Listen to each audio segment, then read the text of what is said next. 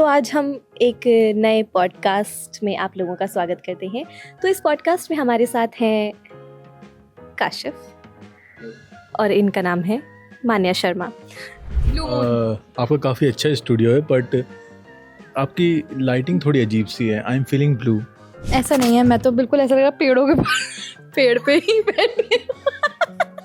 जो जोक हमारी जनता को समझ में नहीं आएंगे वो हम एंटरटेन नहीं करेंगे। तो हम यहाँ पर इस पॉडकास्ट में आज बैठे हैं इस बारे में बात करने के लिए कि समय रहते सारे एपिसोड्स मेंबर्स ओनली पे डालते ही जा रहे हैं। अब देखो, जिन पे 60 रुपए आ गए उन्होंने तो ले लिया। अब 60 रुपए जिनके पास आए उनका नाम है काशिफ।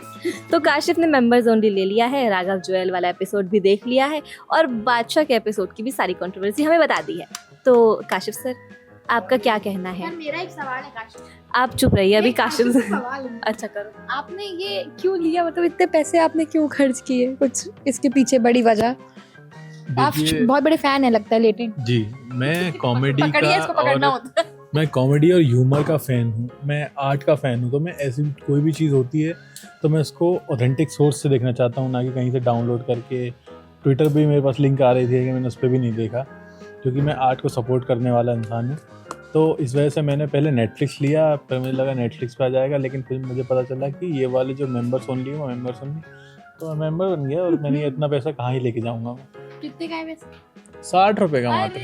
तो आप ले नहीं सकते। जिस दिन 60 रुपए मेरे और मान्या के पास भी आ जाएंगे उस दिन मेंबर्स ओनली हम लोग भी ले लेंगे। लेकिन जो थोड़ा बहुत समय का नुकसान हम कर रहे हैं वो ये है कि अब हम काशिफ वाले मेंबर्स ओनली पे देख लेंगे सारे एपिसोड्स, क्योंकि आप हमें दे दोगे ना। ये कैसी मुस्कान है? इतना पैसा दे दोगे? पर ये गलत है ना। क्या गलत है? अपने दोस्त से मांग नहीं सकती मेंबर्स ओनली का वो चीजें? करने लग जाती है। अगर ये रैपर होती तो इनका नाम होता इट्स बादशाह। सुना क्या? अच्छा, बादशाह से याद आया यार। ये आपने मेंबर्स ओनली लिया तो तेरे बादशाह और उनकी क्या कंट्रोवर्सी चल रही है? कंट्रोवर्सी माइक छीन ले रही हैं हर बार।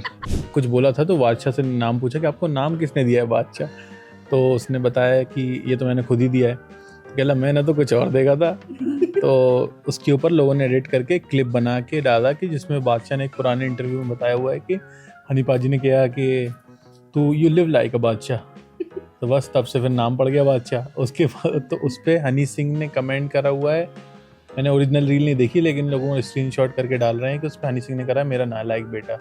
तो ये कंट्रोवर्सी है और लोग कह रहे हैं कि स्टोरी भी डाली थी। मैंने हनी सिंह की स्टोरी तो नहीं देखी, लेकिन मुझे लग रहा है कि वो सच्ची स्टोरी थी। तो ऐसे करके अब कंट्रोवर्सी चल रही है और उनकी जो लड़ाई थी उसमें समय रैना ने थोड़ा सा घी डाल दिया और अब वो चालू हो गई है फिर से। मैंने देखा वो रील में जो गाना वाना बनाया उन्होंने हनी सिंह। Thank you. मतलब मैंने दोनों हाथ लगा के क्यों पकड़े। मैंने भी कुछ रील्स वगैरह देखी तो उसमें मैंने देखा कि वो समय रैना गाना गाता है हनी सिंह से रिलेटेड और बादशाह भी उनके शो में होते हैं। तो मुझे थोड़ा समझ में आया कि कुछ तो कंट्रोवर्शियल हो रहा है। और सौरभ जोशी आ गए हैं उसमें लेटेंट में, तो काफ़ी एंटरटेनमेंट। और जब पिछली बार भी बादशाह आए थे तो हनी सिंह से रिलेटेड उन्होंने काफ़ी जोक मारे थे। दबी हुई कबर पे मिट्टी डाली जा रही है, गड़े मुर्दे उखाड़े जा रहे हैं और समय रहना कंट्रोवर्सी करने, क्योंकि समय था अच्छा होगा देखेंगे। एक आपके स्टूडियो में एक चीज़ दिखाई दी है, वो ये खाली गमला क्या कर रहा है? मतलब ये किस लिए है? ये कोई गमला नहीं है, ये एक्स्ट्रा सीट है। अगर आप में से कोई आना चाहे तो हमारे पॉडकास्ट में आके इसके अंदर बैठ सकता है। तो एनीवे, बादशाह वाला एपिसोड तो मुझे देखना है। आप प्लीज अपना मेंबर्स ओनली उधार पे दीजिए। यार मेरे को बोलने ही नहीं दे। मेरे को एक डेड जोक आया है कि कैसा है? मेरे को एक डेड जोक आया है कि ये देखिए। अरे आपको नहीं आता चला? नहीं, ये देखिए, ये है खुशी और अगर आपके पास गम है तो यहाँ पर गमला। खुशी।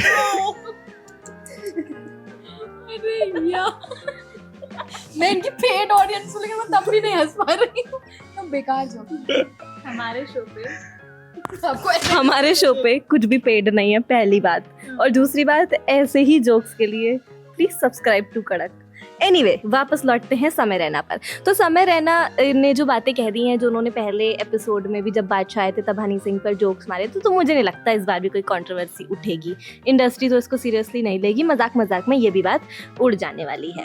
एनीवे, काशिफ, क्या आप एक सेकेंड, क्या आप मल्लिका शेरावत को जानते हैं? कौन नहीं जानता? ऐसे कौन बोलता है? कौन नहीं जानता मल्लिका कैसे शेरावत? कैसे जानते हैं? क्या मतलब आपने उनको आगे आगे बैठिए, मूवी आप देखी podcast- देखिए, मूवी देखिए, क्या देखा है कि हम मल्लिका शेरावत को जानते हैं क्योंकि इमरान हाशमी, लॉर्ड इमरान के साथ उनकी एक बहुत ही क्रेजी मूवी थी, लेकिन बहुत ही ज़बरदस्त एक्टर हैं और बहुत ही बढ़िया काम करती हैं। और बाकी सब उन मल्लिका शेरावत के अलावा बाकी सब कंटेस्टेंट तो अब ऐसे हो गए हैं कि बाकी सब सदस्य तो ऐसे हो गए हैं। क्या सही होता है, जरा सही तो बता दो। Contestant I am not interested. तो बाकी सब जो कंटेस्टेंट हैं वो सब ऐसे लगने लग गए हैं कि सारे रियलिटी शो में वही जा रहे हैं, तो लग रहा है इनको तो हम जान ही रहे हैं कि ये क्या बोलेंगे क्या नहीं बोलेंगे। जैसे उसमें कुल्लू आया है, कुल्लू एक नया है, उसके अलावा मुनावर का लॉकअप में देख लिया था, मुनावर, जो भी- अभिषेक मल्हानी हाँ, तो हर जगह ही अब हर जगह ही आ जा रहे हैं, उनका सब पता रोज है। की सी बात हो गई है इनके लिए तो ऐसे कुछ। हाँ मतलब रोज कह रहे हैं, फिर से बोल। अगर ये रोनाल्डो होती तो कहती मेरी बात को आप पूरी नहीं होने दे रहे, अपने पास माइक रखा है आपने। नहीं नहीं हम कुछ बोलेंगे।